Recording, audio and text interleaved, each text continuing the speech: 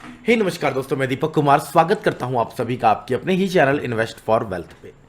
दोस्तों, आज का ये वीडियो किसी ट्रेडिंग के बारे में नहीं बल्कि इन्वेस्टमेंट के बारे में बात करेंगे। यार, एक ट्रेडर हो अगर आप ना, या मैं एक ट्रेडर हूं, तो हमें इन्वेस्टमेंट के तरफ भी ध्यान देना है। तो इन्वेस्टमेंट कैसे करें, फंडामेंटल एनालिसिस सीखना पड़ेगा। चलो यार, सिखाते हैं आप सभी को फंडामेंटल एनालिसिस। अगर आप ट्रेडर हो, इन्वेस्टमेंट नहीं करते हो, फिर भी ये वीडियो आपके लिए बहुत ज़रूरी है। पूरा वीडियो देखना है, कब कौन सा स्टॉक कैसे उठाया जाए, इसमें ये समझ लेंगे। एक कंपनी का फंडामेंटल एनालिसिस करने के लिए एक बेसिक रिक्वायरमेंट्स क्या है, जिससे कि हम समझ सकते हैं कि कंपनी ठीक ठाक सी है। राइट, वीडियो में आगे बढ़ेंगे। आगे बढ़ने से पहले चैनल को नहीं किया है सब्सक्राइब तो कर लीजिएगा, बेल आइकन को जरूर हिट कर लीजिएगा, ताकि आने वाले वीडियोस के नोटिफिकेशन आपको टाइम टू टाइम मिलते रहे। नीचे डिस्क्रिप्शन में बहुत सारी डीमैट अकाउंट ओपनिंग के लिंक है। हमारे लिंक से किसी भी ब्रोकिंग में अगर डीमैट अकाउंट ओपन करवा रहे हो तो हम आपको बिल्कुल फ्री ऑफ कॉस्ट अपने पेड टेलीग्राम ग्रुप में ऐड कर देते हैं। अभी चीज़ों को समझते हैं और आगे बढ़ते हैं। फंडामेंटल एनालिसिस क्या है? फंडामेंटल एनालिसिस का मतलब है ये चार्ट नहीं, जो हम चार्ट देखते हैं, चार्ट को साइड में, ये है टेक्निकल एनालिसिस। फंडामेंटल एनालिसिस मतलब कंपनी के बारे में हमें समझना है। चार्ट एनालिसिस में हम क्या करते हैं, उसका कोई भी कंपनी, हमें कंपनी के नाम से मतलब नहीं होता है, बस चार्ट पे हमें दिखना चाहिए, हाँ पैटर्न बन रहा है, देन ओके है। बट फंडामेंटल एनालिसिस में भाई कंपनी से बहुत फर्क पड़े, कंपनी का नाम से बहुत फर्क पड़ता है, कंपनी के प्रमोटर्स से बहुत फर्क पड़ता है, कंपनी के मालिक से बहुत फर्क पड़ता है। एग्जाम्पल लेते हैं, मान लीजिए आजकल लोग क्या करते हैं, बेसिकली फंडामेंटल एनालिसिस किसी को नहीं आता है। एग्जाम्पल लेते हैं एकदम नॉर्मल सा। मान लीजिए आपके घर में आपके पड़ोसी ने एक कार लेके आया है, आपका पड़ोसी एक कार लेके आया है। अब वो लेके आया है स्विफ्ट डिज़ायर। अब आप 36 बार सोचोगे कि आपको भी कार लेना है, न्यू कार लेना है, सेकंड हैंड लेना है। अगर सेकंड हैंड लेना है तो आप डिसाइड करोगे यार ऐसे करते हैं, वहाँ पे कार हमने देखा है, ये कार है। एक मैकेनिक पकड़ोगे, उस मैकेनिक को लेके जाओगे, वो चेक करेगा, इंजन चेक करेगा, टायर चेक करेगा वो कितना घिसा हुआ है। या नया भी लेना है तो 5 बार इंटरनेट पे चेक करेंगे, 6वीं बार 5-7 कंपनियों के शोरूम में जाएंगे, है ना। बहुत कुछ इधर उधर ध्यान दे के, बहुत जांच पड़ताल करके फिर एक कार फाइनल करते हैं। राइट, ऐसे ही होता है। बट स्टॉक मार्केट में क्या है, आपका पड़ोसी बोल रहा है भाई मैंने ना एक शेयर है जेपी एसोसिएट्स लिया है, पता है क्या हुआ, 7 रुपये में लिया था भाई, आज 15 रुपये पे ट्रेड कर रहा है, पैसा डबल कर दिया मेरा। आपका पैनी नज़र उसके ऊपर पड़ गया, साले ने पैसे डबल कर लिए, अब मेरे को भी पैसा डबल करना है। आप क्या करोगे, एग्जैक्टली उसको कॉपी करोगे और 15 रुपये का स्टॉक 13 रुपये आएगा या फिर 16 रुपये निकल जाएगा, आप उसको परचेज कर लोगे। आपने कुछ नहीं देखा, आपने क्या देखा, पड़ोसी ने खरीदा इसलिए मैंने खरीद लिया, या किसी टिप्स प्रोवाइडर ने, किसी का मैसेज आ गया जैकपॉट स्टॉक बोल के, किसी टीवी वाले ने बता दिया, या खुद दीपक भाई ने बता दिया, आपने खरीद लिया। जबकि आपको कुछ नहीं पता वो कंपनी बनाती क्या है, ये भी नहीं पता। ट्रस्ट मी, ऐसे ऐसे कंपनीज के नाम लोग बोलते हैं मुझे लाइव में कि मुझे खुद नहीं पता होता वो क्या बनाती हैं, बट मैं अगर उनसे पूछता हूँ आपको पता है इस कंपनी के बारे में क्या बनाती है, नहीं नहीं सर टेलीग्राम पे आया था। तो बेसिकली ये फंडामेंटल एनालिसिस है। सबसे पहले क्या देखना है आपको, सबसे पहले आपको कंपनी का बैकग्राउंड देखना है कि भैया अगर मैं रिलायंस में निवेश कर रहा हूँ तो रिलायंस का कामकाज क्या है। ऐसा तो नहीं कुछ ऐसा काम कंपनी कर रही जो आउटडेटेड हो गया है, जिसकी अभी रिक्वायरमेंट ही नहीं है, जैसे कि सुजलोन एनर्जी। हाँ, सुजलोन एनर्जी क्या कर रही है, सुजलोन एनर्जी पवन चक्की का काम है, उसका टरबाइन बनाती है। हाँ, या फिर हम कह सकते हैं कि पवन चक्की से जो एनर्जी प्रोड्यूस होती है उसके ऊपर काम करती है। बहुत कम हो गया है अभी इस टाइम, बहुत कम हो गया है, इसका रिक्वायरमेंट बहुत कम हो गया है। तो और भी बहुत सारी ऐसी कंपनीज हैं जिनका डिमांड ही नहीं है, या फिर कोई ऐसा कंपनी है जिनका अभी तो कुछ थोड़ा बहुत डिमांड है बट आने वाले टाइम में वो ख़त्म हो जाएगा। अब मान लो कोई कंपनी अगर बटन वाला फ़ोन बनाता है, बेसिक फ़ोन, क्या लगता है आपको ये बेसिक फ़ोन की कंपनी को खरीदना चाहिए, इसके शेयर्स में इन्वेस्ट करना चाहिए? मुझे नहीं लगता, क्योंकि आगे टू आगे टाइम एडवांस हो रहा है, पीछे का छोड़ रहे हैं लोग। एग्जैक्टली वैसे अगर कोई कंपनी इलेक्ट्रिक ईवीज पे काम कर रही है, क्या उसको निवेश करना चाहिए? बिल्कुल करना चाहिए, क्योंकि आगे ईवी का, इलेक्ट्रिक व्हीकल्स का जमाना रहेगा। तो ये सब चीज़ें थोड़ा सा ध्यान में रखना पड़ेगा। कंपनी करती क्या है, कंपनी के प्रोडक्ट्स कैसे बिकते हैं, क्या आपने कभी कंपनी के प्रोडक्ट को यूज़ किया है? ऐसा तो नहीं है कंपनी वाला जो बनाती है वो महा बेकार चीज़ है, जो खा ले उल्टी हो जाए उसको ऐसे बोलना नहीं है, बट जो खा ले उल्टी हो जाए उसको, ऐसे प्रोडक्ट्स बना रही है, उसमें क्या ही निवेश करेंगे। जो हमें ही नहीं पसंद है वो दुनिया क्या पसंद करेगी, है ना। तो बहुत सारी चीज़ें हैं। सिर्फ कंपनी का शेयर का प्राइस सस्ता है, 10 पैसे में मिल रहा है, लूट लो। 20-25 पैसे का शेयर है, आग लगा दो, है ना। या फिर 100 रुपये का शेयर है, आने वाले टाइम में 50,000 का होगा, लूट लो, मत करो। ऐसे वीडियोस देख के, ऐसे चीज़ों को फॉलो करके बेसिकली आपको नहीं निवेश करना है। कंपनी के प्रोडक्ट्स पे आपको ध्यान देना है, एंड साथ ही साथ आप जो इन्वेस्टमेंट करने को सोच रहे हो, आप ग्रोथ इन्वेस्टिंग करना चाह रहे हो या वैल्यू इन्वेस्टिंग करना चाह रहे हो। अब इसमें क्या है, ग्रोथ इन्वेस्टिंग में क्या है, ग्रोथ इन्वेस्टिंग का मतलब है जहां पे बहुत बड़ी बड़ी मशीनें, बहुत एसेट्स नहीं है कंपनी के पास, हाँ, लेकिन क्लाइंट बेस बहुत तगड़ा है। लाइक मैं बात करूं ओला कैब्स, ओला कैब के पास कंपनी की खुद की कार कितनी है भैया? चलो ये आपको टास्क दे रहा है, कमेंट करके बताओ क्या ओला कैब के पास आपको क्या लगता है कंपनी की खुद की कितनी कार्स होंगी? ये मैं बता दे रहा हूँ, ओला कैब की कम से कम नहीं तो इंडिया में लाखों कार दौड़ रही हैं, रोज की लाखों कार दौड़ रही हैं इंडिया में, बट खुद की कार उनकी कितनी है? आप कमेंट करके बताओ। ये है value investing, sorry growth investing, ये है ग्रोथ इन्वेस्टिंग। ओयो खुद की कितने रुक कमरे हैं भाई, खुद के कितने होटल है भाई, है ना? और जस्ट डायल क्या है खुद का, क्या इंफ्रास्ट्रक्चर, क्या मशीनें लगाई है, क्या बना रही है? कुछ नहीं बना रही, सर्विस बेस्ड है। बल्कि ये लोग क्या करते हैं, सर्विस प्रोवाइड करते हैं, किसी के ज़िंदगी के काम को आसान कर रहे हैं, वो है राइट। तो यहाँ पे आपको खुद डिसाइड करना है कि वैल्यू इन्वेस्टिंग करना है या ग्रोथ इन्वेस्टिंग करना है। वैल्यू इन्वेस्टिंग थोड़ा सा ठोस रहता है, जैसे कि टाटा स्टील हो गया, अशोक लेलैंड हो गया, टाटा मोटर्स हो गया, इनके पास बहुत मशीनें हैं, बहुत सारी एसेट्स हैं। कंपनी में कोई दुख तकलीफ परेशानी आती है तो उन एसेट्स को सेल करके हम रिकवर कर सकते हैं या कंपनी थोड़ी सी उबर सकती है, ठीक है। तो मेरा मानना है कि अगर बहुत लॉन्ग टर्म के लिए मुझे इन्वेस्ट करना है तो मैं वैल्यू कंपनीज में ज़्यादा निवेश करूंगा, ग्रोथ में थोड़ा कम करूंगा, क्योंकि ये स्टार्टअप टाइप के होते हैं या सर्विस बेस्ड होते हैं, उड़ने के चांसेस रहते हैं और सेम मल्टी बेगर बनने के चांसेस ज़्यादा रहते हैं। तो कुछ ग्रोथ में रहेंगे, कुछ हमारे रहेंगे वैल्यू में, राइट। अभी आते हैं असली फंडामेंटल्स में, और क्या क्या होगा। ये तो हमने कुछ चीज़ें थोड़ी थोड़ी देख ली। हाँ, एक चीज़ और आपने देख लेना है भाई, प्रमोटर जो है, मालिक जो है कंपनी का ना, उसका बैकग्राउंड चेक कर लेना कि ऐसा तो नहीं 5-7 बार जेल जाके आया है, 20-25 बार चोरी के इल्जाम में पकड़ा गया है, हाँ? किसी भी कंपनी की बात कर रहा हूँ मैं, किसी कंपनी का नाम नहीं लूंगा। थोड़ा सा प्रमोटर्स के बारे में, कंपनी के मालिक के बारे में भी समझ लेना है, ठीक है, कि कंपनी का मालिक का बैकग्राउंड क्या है, कौन मालिक है, और या फिर कह रहे हैं मालिक, यहाँ वर्ड में यूज़ कर रहा हूँ आपको आसान करने के लिए, बेसिकली सीईओ कौन है, प्रमोटर कौन है, और मैनेजमेंट पे कौन बैठा हुआ है ना। कंपनी के मैनेजमेंट के बारे में थोड़ा सा चेक करना है। फिर उसके बाद मैं आता हूँ, एक स्क्रीनर नाम की वेबसाइट है। बेसिकली ये कोई भी भैया, इन्होंने पैसा नहीं दिया है मेरे को, मुझे अच्छा लगता है ये वेबसाइट, तो मैं जस्ट इसको शेयर कर रहा हूँ आपके। कोई भी एक कंपनी उठा लेते हैं, जैसे कि उठा लेते हैं हम रिलायंस, हाँ, रिलायंस इंडस्ट्रीज़ उठा लेते हैं। यहाँ पे सर्च कर लिया मैंने रिलायंस इंडस्ट्रीज, यहाँ पे बहुत कुछ आ गया है। सबसे पहले क्या देखना है भैया, कंपनी का market cap. Company large cap है, स्मॉल कैप है या मिड कैप है? देखिए, जो लार्ज कैप कंपनीज़ हैं, जो कंपनीज लार्ज कैप हैं, वो थोड़ी सी कहूँगा मैं, बहुत ज़्यादा सेफ़ हैं।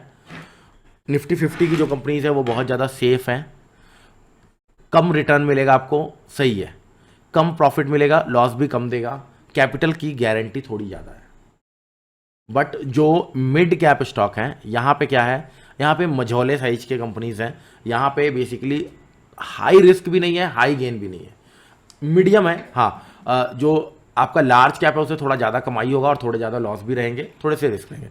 जो स्मॉल कैप की कंपनी है, छोटी छोटी कंपनियां हैं बिल्कुल, बेसिकली 20 करोड़ की, 50 करोड़ की, 100 करोड़ की, है ना, इतने छोटे छोटे कंपनीज हैं, ये हैं हाई रिस्क हाई गेन वाले होते हैं। तो अपने पोर्टफोलियो को आपको बेसिकली बैलेंस्ड करके रखना है। इसमें मैं देखो, मैं पोर्टफोलियो का भी थोड़ा थोड़ा ज्ञान दे रहा हूँ बीच में, है ना।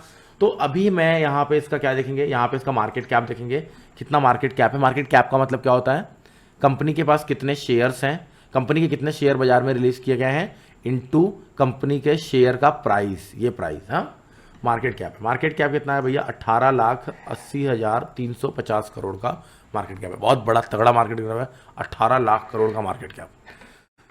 करंट प्राइस यहाँ पे आ गया, यहाँ पे कंपनी का हाई और कंपनी का लो बेसिकली दिखा रहे हैं। 52 वीक हाई लो है, 52 वीक हाई लो भी आपको थोड़ा सा नज़र में रखना, उसका क्या फ़ायदा है और क्या नुकसान है आगे मैं बताऊँगा। सबसे पहले आपने क्या देखना है, आपने सबसे पहले देखना है भैया कि कंपनी का जो है मार्केट कैप कितना है, और साथ में year on year, YOY, year on year market cap बढ़ रहा है या घट रहा है। मतलब सीधा चार्ट पे आ जाना है, सीधा चार्ट पे आ जाना है। इसको चेक करने के लिए बड़ा आसान तरीका है, 1 डे का टाइम फ्रेम लगा देना है। मार्केट कैप घट रहा है या बढ़ रहा है कैसे देखेंगे, 1 डे का टाइम फ्रेम लगा देना है, ऐसे छोटा कर देना है इसको। ये देखो क्या दिख रहा है भाई, अल्टीमेटली स्टॉक जो है ऊपर जा रहा है। जो स्टॉक इस तरफ से जा रहा होगा ना, इस तरह से जा रहा होगा ऐसे, वो स्टॉक अच्छा है। जो स्टॉक इस तरह से आ रहा होगा ना वो स्टॉक खराब है। फंडामेंटल देखने का एकदम आसान तरीका ये बता दिया मैं। अगर ये कोई देख लेता है ना, उसके बाद कुछ ज़्यादा देखने की जरूरत नहीं है, बट फिर भी जो प्रोसेस है मैं उसको फॉलो करवा रहा हूँ आपको। तो ये यहाँ पे रिलायंस अप जा रहा है, यहाँ पे देखिए मार्केट कैप डाउन हुआ था। यहाँ पे हमने चेक कर लेना है कि भाई ये जो डाउन साइड आया है फॉल, क्या सिर्फ इस स्टॉक में आया है कि ऑल ओवर मार्केट में डाउनफॉल आया था। अगर ऑल ओवर मार्केट में डाउनफॉल आया था देन ये स्टॉक नीचे आया था, फिर तो गुड है, फिर तो मार्केट के साथ चलने वाला स्टॉक है, मार्केट के साथ बीटा लिंक्ड है। क्या होता है बीटा आगे बताऊंगा। तो हाँ, ये यहाँ पे मतलब 52 वीक हाई लो और स्टॉक जो है ऊपर की तरफ जा रहा है, यानी इनका जो कैपिटल है मार्केट कैप वो ईयर ऑन ईयर बढ़ रहा है, इंक्रीज हो रहा है, बेटर है भाई, बहुत अच्छा है। अब थोड़ा सा ना इनके बोनस, इनके डिविडेंड ये सब देख लेना है, डिविडेंड यील्ड देख लेना है। बेसिकली देखिए डिविडेंड यील्ड यहाँ पे नज़र आ रहा है, डिविडेंड यील्ड 0.25% है, ठीक है 0.25%। एक और आपको आसान तरीका बता रहा हूँ, बीएससी की वेबसाइट पे जाना है। बीएससी की वेबसाइट पे यहाँ पे लिख देंगे डायरेक्ट रिलायंस। वीडियो लंबा है, पूरा देखोगे कुछ पाओगे, नहीं तो ज़िंदगी तो चल ही रही है, ज़िंदगी तो सबकी चल रही है भैया, लेकिन कुछ हटके करना है तो मेहनत करना पड़ेगा। यहाँ पे कॉर्पोरेट एक्शन में आ जाना। अब देखो यहाँ पे क्या आ रहा है, यहाँ पे डिविडेंड 7 रुपये का दिया है कि कब 11/6/2021 को। उसके बाद 2020 में डिविडेंड दिया है 6.5 रुपये का। उससे पहले राइट इशू हुआ है, उसके बाद फिर डिविडेंड है ना, फाइनल डिविडेंड, इंटरम डिविडेंड। फिर इसको मैं ऐसे कर लूँगा, यहाँ पे और भी बहुत कुछ आ जाएगा। देखिए यहाँ पे दिखा रहा है डिविडेंड है, यहाँ पे देखिए बोनस की हिस्ट्री दी हुई है। 2009 में एक बार बोनस दिया था 1:1, एक बार 2017 में दिया है। अगर मैं विप्रो यहाँ पे लगाऊंगा तो आपको बहुत सारा बोनस मिल जाएगा, और भी बहुत सारी कंपनीज है। बेसिकली थोड़ा सा बोनस, बायबैक, डिविडेंड क्या कंपनी दे रही है। डिविडेंड कंपनी तभी देती है जब कंपनी कमाती है, कंपनी कमाएगी ही नहीं तो डिविडेंड कहाँ से देगी। तो बेसिकली ये देख लेना है आपको। यहाँ पे अगर मैं लगाऊंगा, अब यहाँ पे थोड़ा सा मैं आऊँगा, यहाँ पे बोनस का आप सीरीज़ देखना है इसका। ये देखो नीचे आ रहा हूँ, ये सारे डिविडेंड है, कॉर्पोरेट एक्शन रिजल्ट वगैरह है। एक मिनट हाँ, थोड़ा सा मैं कॉर्पोरेट अनाउंसमेंट में आ गया हूँ, कॉर्पोरेट एक्शन में जाना है बेसिकली हमें, ठीक है ना। इन सब चीज़ों का थोड़ा सा ध्यान रखिएगा। हाँ, कॉर्पोरेट एक्शन में क्लिक करके देन मैं इसको क्लिक करूँगा। अब देखो यहाँ पे बाय बैक आएगा, बाय बैक क्यों करता है कंपनी वो भी आगे बताऊँगा। ये देखो डिविडेंड, लगातार डिविडेंड आता है, लगातार एक साल में 2 बार डिविडेंड आता है, एक साल में 2 बार। यहाँ पे बोनस हिस्ट्री देखो, ये सिर्फ छोटा सा दिखा रहा है, बहुत सारा और भी नीचे है। ये सिर्फ 2010, 2017, 2019 का दिख रहा है, 1:3, 1:1, 2:3 है ना, और भी बहुत सारे हैं, बोनस, बायबैक, डिविडेंड, बहुत सारी चीज़ें हैं। तो ये चीज़ों का बेसिकली ध्यान रखना है कि कंपनीज अपने शेयर होल्डर्स का ध्यान रख रही हैं, डिविडेंड वगैरह दे रही है तो वेल एंड गुड है, नहीं दे रही है तो थोड़ा सा ठीक है, लेकिन उतना मैटर नहीं करता। अगर आप अच्छी कंपनी, आप डिविडेंड देख के कंपनी मत खरीदना, अच्छी कंपनी परचेस करोगे डिविडेंड वो अपने आप देगी। प्रमोटर्स की होल्डिंग बहुत ज़्यादा जरूरी है यार।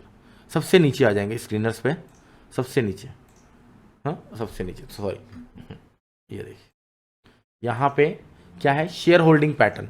शेयर होल्डिंग पैटर्न में यहाँ पे प्रमोटर लिखा है। प्रमोटर का मतलब क्या है, प्रमोटर का मतलब जो कंपनी खुद है, कंपनी के खुद के पास उसका कितनी होल्डिंग पड़ी है। भैया रिलायंस 50% उसके पास पड़ा है, और दिसंबर 2021 में 50.61 था, अभी 50.66 है। उससे पहले देखेंगे 47, 2019 में 55, फिर थोड़ा सा कम हुआ, फिर बढ़ा, फिर लगातार कंटिन्यूस बढ़ता गया, है ना, बढ़ता गया प्रमोटर को। मतलब प्रमोटर्स अपने स्टॉक को खुद परचेज कर रहे हैं, समझ रहे हो, अपनी होल्डिंग खुद बढ़ा रहे हैं। अब अगर समझ लो आपका एक कंपनी है, आपका एक दुकान है, आपकी एक मिठाई की दुकान, एग्जांपल बिल्कुल सिंपल रखेंगे, मिठाई की दुकान है, आपको पता था मेरी दुकान की मिठाई ना एकदम बकवास है और खा लेंगे तो पेट में दर्द हो जाएगा। आप खाओगे अपनी मिठाई? कभी नहीं खाओगे, जितना चाहोगे आप बेचोगे। बट अगर आपको लगेगा हाँ बहुत यार स्वादिष्ट है और स्वास्थ्यवर्धक है, हमें ताकत मिलेगा, है ना, हमें ताकत मिलेगा, तो आप ज़रूर उसको है खाओगे भी, घर पे भी लेके जाओगे, अपने पास रखोगे भी। तो एग्जैक्टली कंपनीज में भी ऐसे है, कंपनी का खुद प्रमोटर अपना जितना माल रखता है उतनी बढ़िया कंपनी है। मेरे हिसाब से 50%, 50 से ज़्यादा परसेंट अगर माल कंपनी के पास है तो इट मीन कंपनी में थोड़ा सा है दम, है ना। सिर्फ एक फैक्टर नहीं मैटर करेगा, मैं बार बार बोल रहा हूँ। अब किसी अगर कंपनी में प्रमोटर्स की होल्डिंग 0 है तो कंपनी एकदम बेकार है, कूड़ा है, ऐसा हम नहीं कह सकते। सिर्फ एक फैक्टर नहीं काम करेगा, बहुत सारी फैक्टर्स मिलके काम करेंगी। आपको समझना पड़ेगा क्यों कंपनी का शेयर होल्डिंग पैटर्न 0 है, उनके न्यूज़ को देखने पड़ेंगे, है ना, कि कहीं कोई कंपनी में दिक्कत तो नहीं आया था, उसको उभरने के लिए वो शेयर होल्डिंग अपने होल्डिंग्स बेचे हैं, अब कंपनी ग्रो कर रही है, अब कंपनी अच्छा कर रही है, तो ये सब चीज़ें थोड़ी सी देखनी पड़ेंगे। जैसे यस बैंक में देखोगे वहाँ पे है ही नहीं प्रमोटर होल्डिंग, अब कंपनी अच्छा करने की कोशिश कर रही है बेसिकली। एफआईज देखना है यहाँ पे। एफआईज मतलब foreign institution investors. Foreign institution investor के पास क्या है, क्या माल पड़ा हुआ है, वो लगातार एग्जिट तो नहीं कर रहे हैं कहीं। जैसे यहाँ पे देखा हमने, प्रमोटर लगातार बढ़ा रहे हैं। अगर प्रमोटर लगातार कम कर रहे होते मतलब थोड़ी सी कंपनी में दिक्कत लग रही है। शेयर होल्डिंग पैटर्न अगर हम एफआईज देखेंगे, हाँ ठीक है, बढ़िया है, स्टेबल है अप्रॉक्स। अगर बात करेंगे हम डीआईज की, डीआईज मतलब हमारे भारत के जो इन्वेस्टर्स हैं, डीआईज में म्यूचुअल फंड आ गए, इंश्योरेंस आ गया, एलआईसी में आप पैसा लगाते हो, आपका पैसा कहाँ जाता है, शेयरों में निवेश करते हैं वो। आप म्यूचुअल फंड्स परचेज कर रहे हो, आपका पैसा शेयरों में लग रहा है, तो बेसिकली ये लोग अपना पैसा यहाँ पे लगा रहे हैं, तो ये क्या बढ़ रहे हैं, ठीक है, ओके रिपोर्ट। 11% था, 11% से 14% आ गया। अब आ जाते हैं पब्लिक के पास। भैया जहाँ पे पब्लिक ज़्यादा रहे ना, वहाँ से डर जाना। जहाँ पे 100% पब्लिक है ना, वहाँ से डर जाना। मतलब वो शेयर नहीं है, महाकाल है। मतलब वो अलग ही लेवल का है, आपके लिए काल है। महाकाल मतलब भोले शंकर नहीं, आपके लिए काल है बेसिकली वो। तो जहाँ पे प्रमोटर, जहाँ पे पब्लिक ज़्यादा है ना, वहाँ से डरो। यहाँ पे देखो लगातार 16% पब्लिक थी, लगातार कम करके 10% आ गई। पब्लिक भाग रही, पब्लिक को कहाँ पता है यार, बढ़ने वाली चीज़ तो पब्लिक पकड़ती ही नहीं है। भेड़ चाल तो चलना ही नहीं है। पब्लिक तो वही चीज़ पकड़ती है जो, जिसमें कोई बता रहा हो कि भाई रॉकेट हो जाएगा, भाई तबाही मच जाएगा। अभी देखो एक छोटा शेयर दिखा रहा हूँ, कोई भी शेयर, एक छोटा सस्ता शेयर दिखा रहा हूँ कोई भी। जैसे कि मैं लगा लेता हूँ कोई सस्ता, खूबसूरत लिमिटेड, ये देखो खूबसूरत लिमिटेड, कितने पैसे का शेयर है, ₹2.5 का शेयर है भाई, 33 करोड़ का मार्केट कैप है। ये 20 पैसे का हुआ करता था, ये शेयर 20 पैसे का होगा भाई। 99.55% प्रमोटर्स की होल्डिंग है। मतलब 100% पूरा प्रमोटर्स नहीं, सॉरी, पब्लिक की होल्डिंग है। 100% पूरा पब्लिक लेके बैठी है। चलिए आइए इसका चार्ट देखते हैं, क्या कंपनी ने करोड़पति बनाया किसी को, या सबको करोड़पति ही बनाया है। तो ये चार्ट है भाई, ये चार्ट है। और मैं क्या करूँगा, इस चार्ट को मैं बेसिकली लगा दूंगा, कितने साल का पता है, इस चार्ट को मैं मैक्स पे कर दूंगा। ओ मेरे भाई, चार्ट देख के तो खतरनाक है। एक समय था ये स्टॉक हुआ करता था 24, 25, 28 रुपये, 30 रुपये के आसपास, हाँ 28 रुपीज़ के आसपास। फिर बाद में ये स्टॉक 19 पैसे पे आ गया था, अभी थोड़ा सा ऊपर गया, फिर से ऊपर से 4 रुपये से लोगों ने डंप कर दिया। तो बेसिकली इन सब चीज़ों का थोड़ा सा ध्यान रखना है भाई। प्रमोटर्स की होल्डिंग, ऑपरेटिंग प्रॉफिट मार्जिन बहुत बढ़िया है। ऑपरेटिंग प्रॉफिट मार्जिन आपको देखना पड़ेगा, अगर ये नहीं देख पाओगे आप तो नहीं मजा आएगा, है ना। मतलब कंपनी का विदाउट टैक्स वगैरह के ऑपरेटिंग प्रॉफिट मार्जिन है कितना, नीचे आते हैं। ये क्या है, ये क्या है, ये बेसिकली फाइनेंशियल रिजल्ट्स का पेज है। क्वार्टरली रिजल्ट लिखा है ना, क्वार्टरली रिजल्ट यहाँ पे देखिए, ओपीएम परसेंटेज लिखा है, मतलब कितना परसेंटेज का ऑपरेटिंग प्रॉफिट मार्जिन है। 14%, 15%, 16%, 15%, बहुत बेस्ट, ओके रिपोर्ट है। 10% से कम ओपीएम जा रहा है भाई, रिस्की हो गया है। 10% अगर कंपनी कमाएगी, क्या कमाएगी, क्या टैक्स पे करेगी, क्या और अदर इनकम में देगी, क्या सैलरी देगी, कुछ नहीं कर पाएगी कंपनी, है ना। तो ये बढ़िया है, 14-15% ऑपरेटिंग प्रॉफिट मार्जिन है, अच्छा है ना। ऑपरेटिंग प्रॉफिट यहाँ पे लिखा हुआ है बेसिकली।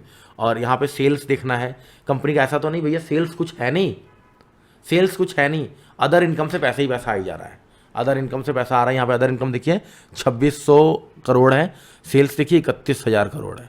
सेल्स ज़्यादा होनी चाहिए भाई, कंपनी को पैसा बनना चाहिए, बनेगा सेल्स से। एक्सपेंसेस देखना, ऐसा ना हो भैया कमा रही है कंपनी, यहाँ पे सेल्स कितना है, 2,07,300 करोड़ का, हाँ यहाँ पे खर्चा कर दिया है भैया 2,50,000 करोड़ का, तो घर से जब भर रही है कंपनी, तो कमाई बढ़िया हो रहा है। वो ऑपरेटिंग प्रॉफिट मार्जिन देखोगे तो समझ में आ जाएगा, ऑपरेटिंग प्रॉफिट मार्जिन सीधा माइनस में पहुंच जाएगा अगर ऐसा होगा तो, है ना। प्रॉफिट बिफोर टैक्स, टैक्स के बाद कितना प्रॉफिट लिया है, क्या दिन पर दिन बढ़ रहा है, हाँ बढ़ रहा है। 14,000 था, 15,000 हुआ, फिर यहाँ पे कोविड आ गया, 9,000 हो गया, फिर उसके बाद बढ़ता ही चला गया, है ना। 19 के बाद 25, अभी थोड़ा सा डाउन आया है, 22 हो गया है, कोई दिक्कत नहीं। क्वार्टर ऑन क्वार्टर थोड़ा सा फ्लैक्चुएशन होता है, क्योंकि साइकिल होता है हर एक प्रोडक्ट का। अब अगर आप आइसक्रीम का कोई शेयर देखोगे, वादीलाल देख रहे हैं आइसक्रीम का शेयर, क्वालिटी का शेयर देख रहे हैं आइसक्रीम का। अब सर्दियों में अगर आइसक्रीम का रेवेन्यू चेक करोगे तो मज़ा नहीं आएगा ना, गर्मियों में चेक करेंगे तो मज़ा आएगा। तो क्वार्टर ऑन क्वार्टर फ्लैक्चुएट होगा, ईयर ऑन ईयर देखोगे ज़्यादा मज़ा आएगा। ईयर ऑन ईयर देख लेना है, ईयर ऑन ईयर सही रहता है। बैलेंस शीट देख लेनी है भैया, कंपनी पे कर्जा कितना है ना। यहाँ पे बोरोविंग, कंपनी पे कर्जा कितना है, कंपनी के पास रिजर्व कितना पड़ा है, देखो कर्जा सिर्फ 2,81,000 करोड़ है, रिजर्व देखो भर भर के है, रिजर्व देखो भर भर के है। 7,72,000 करोड़ जेब में लेके घूम रही है रिलायंस, 7,72,000 करोड़। तो ये सब चीज़ें हैं, एसेट्स वगैरह हैं, कैश फ्लोज देख लेने हैं, इनके रेशोज उतनी ज़्यादा ज़रूरत नहीं है इन सब चीज़ों को देखने की। बस ये कुछ चीज़ें आपको यहाँ पर मैंने बताया है जो एक्चुअल में वर्क करी। आप कंपनी का अर्निंग पर शेयर देख सकते हो, यानी एक शेयर के पीछे कंपनी कितना कमा रही है ये देख सकते हो, ठीक है। और ये सब कुछ आपको रिजल्ट में मिल जाएगा। जो कंपनी आप होल्ड कर रहे हो उसकी रिजल्ट, क्वार्टरली रिजल्ट जरूर देखना कि जितने शेयर्स होल्ड करते हैं। कभी देखते हो यार, जो पोर्टफोलियो में आपके शेयर पड़े हैं, कभी उन कंपनी के रिजल्ट्स जब आते हैं देखते हो कि भाई कंपनी ने कमाया कितना है, पिछले साल कितना कमाया था, किस चीज़ में कमाई गिर रही है ना। अपनी कंपनी समझनी है उसको, दूसरे की नहीं है वो। जिस कंपनी में आपने पैसा लगा दिया वो कंपनी आपकी हो गई, ठीक है। और नेक्स्ट है यहाँ पे 52 वीक हाई लो के ऊपर सपोर्ट रेजिस्टेंस का गेम आ गया भैया। 52 वीक हाई को क्रॉस कर रहा है, कंपनी ऊपर जा सकता है, लेकिन 52 वीक हाई को क्रॉस, लो को अगर क्रॉस कर रहा है तो वहाँ पे बाइंग थोड़ी सी अवॉइड करनी चाहिए, है ना। ये सब चीज़ें थोड़ी सी ध्यान में रख सकते हो। और हाई बीटा लो बीटा ऐसे शेयर में कभी नहीं जाना है। निफ्टी को बीट कर रहा हो, सेंसेक्स को बीट कर रहा हो। सेंसेक्स ने एक साल में रिटर्न दिया भैया 20%, एग्जाम्पल ले रहे हैं। आपके शेयर ने रिटर्न दे दिया 570%। अरे भाई भाई भाई भाई, ये तो शेयर नहीं है, आग है। ऐसे शेयर को काटा मार देना है। हमें स्लो एंड स्टेडी ग्रो करना है, क्योंकि आपको लॉन्ग टर्म पोर्टफोलियो बनाना है, मजाक नहीं करना है ना। ऐसे शेयरों में कितना पैसा लगाते हैं पता है? घर पे रद्दी होती है ना, अखबार आती है ना, अखबार, उस अखबार को बेच के जो पैसा बचे वो ऐसे शेयरों में लगा दो। पेनी शेयर उसके ले लो, मज़ा आता है। अच्छा, सेंसेक्स ने दिया 20% का रिटर्न, हमारा स्टॉक दे रहा है 2% का रिटर्न। अरे भाई ये भी बेकार है। तो मार्केट के साथ बीटा रेट सही हो, मार्केट के साथ चलने वाला स्टॉक है। सेंसेक्स दिया 20%, आपका स्टॉक दे दिया 22%, 25%, 28%, ओके है। 19% दे दिया, ओके है। 18 दे दिया, ओके है। 15 दे दिया, ओके है। बहुत ज़्यादा फ्लैक्चुएशन नहीं होना चाहिए बाजार के साथ। ये कुछ चीज़ें हैं दोस्त। 20-22 मिनट का वीडियो मैंने बना दिया है और मुझे पता है आपको मज़ा ज़रूर आया है। मुझे कुछ नहीं चाहिए आपसे, एक चवन्नी नहीं मांग रहा हूँ, सिर्फ लाइक बटन को हिट कर देना है। जब आप लाइक करते हो तो मुझे मोटिवेशन मिलता है, मैं और भी वीडियोस बनाने के लिए मजबूर हो जाता हूँ, क्योंकि मुझे पता लगता है भाई जो मैं एफर्ट डाला, जो मैं मेहनत डाला, उससे लोगों को फ़ायदा हुआ है, राइट। चलिए मिलते हैं फिर एक नेक्स्ट वीडियो में। जब तक के लिए एंजॉय कीजिए, पढ़ते रहिए, सीखते रहिए। धन्यवाद।